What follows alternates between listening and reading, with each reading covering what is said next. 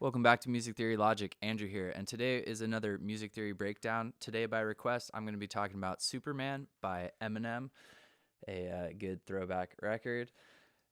Like many of his songs, pretty prolific beat. Now, if you haven't seen one of these before, I'm not going to play the original audio. I have recreated the audio to the best of my ability in a limited amount of time. It doesn't sound like that great, but I'm pretty confident that I got the notes right. I think there's like a minor intonation thing with my guitar, but I'm going to play the beat, basically like 32 bars through it, because this one has a little bit of development and some cool additional elements. And then I'm going to talk about where the notes come from, play individual channels. If you find this helpful, you'd help me out a lot by subscribing to the channel. Without further ado, here is a recreation of Superman.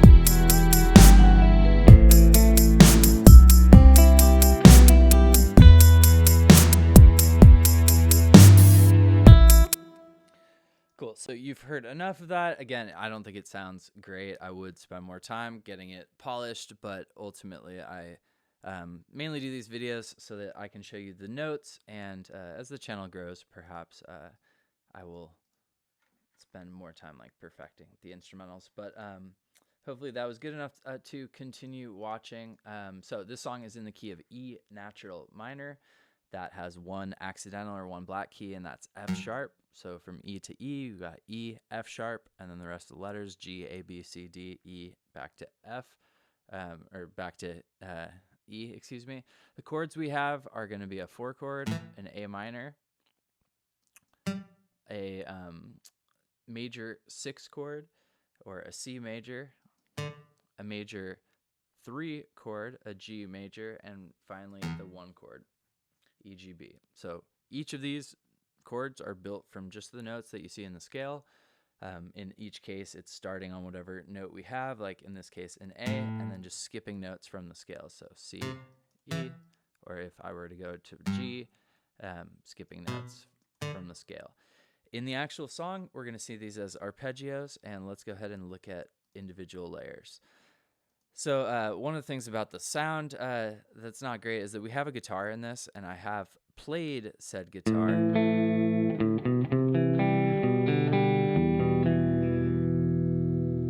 do feel like I have a subtle intonation issue there, but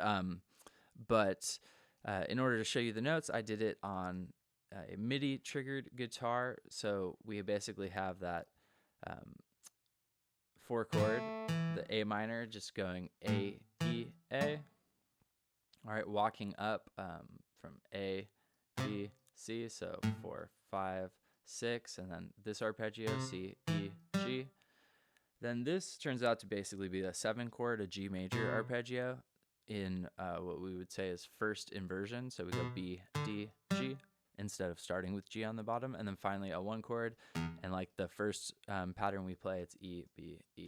So, or the first note, third note from the scale, or the fifth, third note in the chord, or the fifth. back up to the 1. And then there's this passing tone on the last half note of the 4 measures before the chords basically repeat. And that passing note's a G. Cool. It starts over. You get the same first arpeggio, A, E, A. And then we get the same pattern, only we go up an octave. That's a fun thing to play on the guitar. Let me know if you want me to post a video like how to actually play this. It's super simple. So same thing, and then finally we land up at the 5, the B, which makes sense because this is right before this is like the end of the intro. And the 5 is a special note in any key. We call it the dominant. So moving along, this is your main other melody on the guitar. First one is just walking up the scale. So 1, first note, second note, third, fourth, fifth, fourth, third, second, 1. The one difference is at this 5th note, the guitar player is sliding into that note. So you can hear me doing that. The second time, it slides into the B, so it starts out the same, comes back, but instead of continuing down, we jump up to D, C, and then this trill kind of thing, or B, C, B. Altogether, that sounds like this.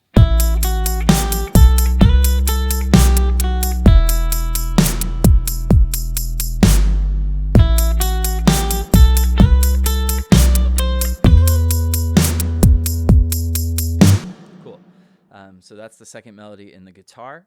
During the hook, or the big, long, big section, we go back to what we had in the intro.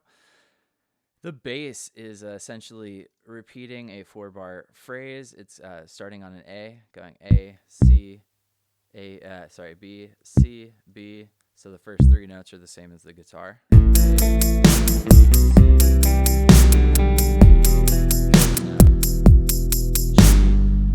Same passing tone we get in the guitar. Starts over, same thing to start. A, B, C,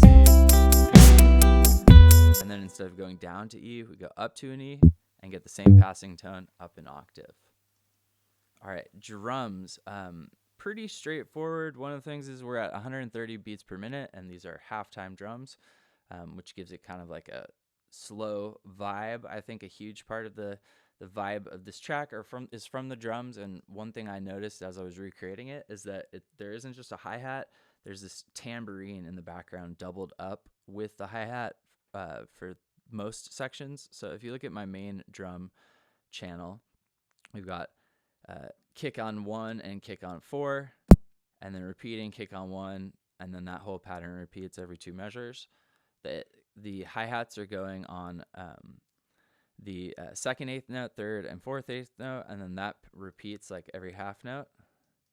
Then we just have that cut out sometimes, like the end of 4, and then there's this like trill that happens, or this like fast rhythm where the hi-hat happens almost on the 32nd note, right after the snare in the 3rd measure.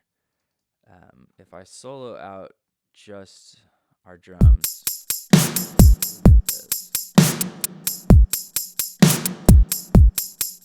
hear that fast section.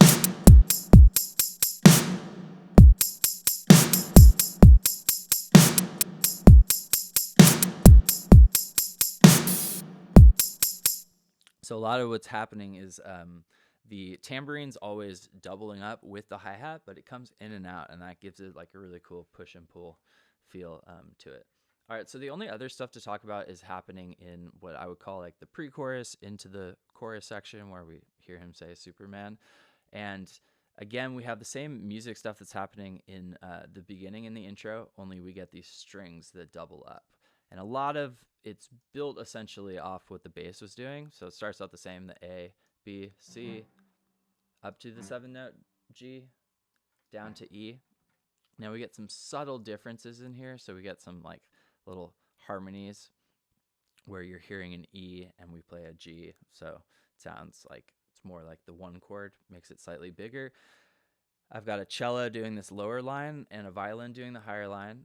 At the end of an 8-bar phrase, the violin does this run. It's B, G, F sharp, E, down to B again. So 5, 3, 2, 1, 5. Cool. So that covers the strings. Then there's this like vibraphone or some sort of like xylophone type instrument, mallet. And the first notes are going G, F sharp, E. So 3, 2, 1. This is really low in the mix. I have it a little hotter in my version just so you can hear it. And so I could hear it as I was building it. But if you listen to the original, these are like super subtle, just little like pieces of candy on top of the beat. And then the next ending at the group of 4 is going G, F sharp, E, B, up to C. So really reminiscent or the same thing the violin plays at the next phrase. That section all together sounds like this.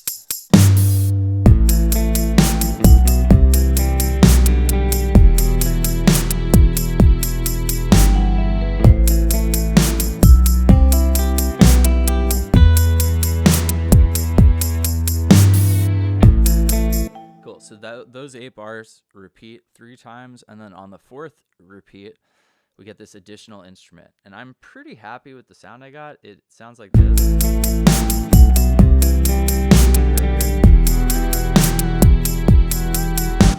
So it's a really cool instrument. It sounds like Middle Eastern. So I got it from East West, the raw pack, and I'm using the bowed instrument from the Middle East, which is called an ethu, I believe. And then the only other thing I did was I automated the pitch bend here to try to accurately replicate the sound, as opposed to using 2 different MIDI notes. Taking one note and bending it to pitch was kind of the idea. But yeah, that covers everything that you need to know about Superman. I encourage you to go and like listen to the original, come back to this. You can like skip around. I will put the timestamps below so that you can hop around a little bit more efficiently. Thanks for hanging out with me. If you found this helpful, you'd help me out a lot by subscribing to the channel. Let me know if you have any requests for songs you'd like to see me break down. Till next time, thank you very much. Cheers.